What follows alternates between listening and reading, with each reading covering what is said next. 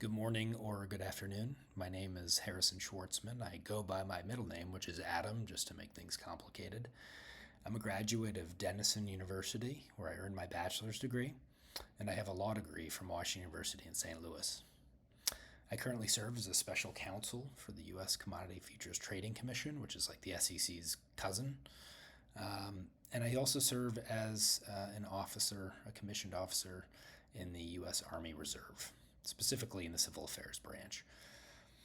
My path into public service wasn't conventional. I began my career in management consulting, of all places, and before that at J.P. Morgan in sort of traditional financial advisory. The work really challenged me, and it paid well, but ultimately I wasn't very satisfied. I had a real itch to join sort of the ranks of public service. Um, and that really persuaded me to change direction to where I am today. I ultimately left the private sector, initially became a banking regulator at the Federal Reserve Bank of New York, and at 34 years old, also joined the Army National Guard way back in 2020.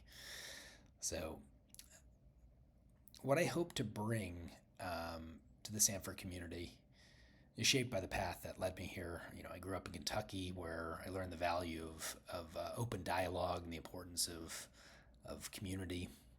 I think my military service has taught me to work across differences, to solve practical problems in very high stress and difficult environments, um, and also stay grounded in my sense of duty and purpose. My civilian career has really shown me how policy decisions really affect people and why principled leadership and careful analysis is so crucial in the civilian public service arena.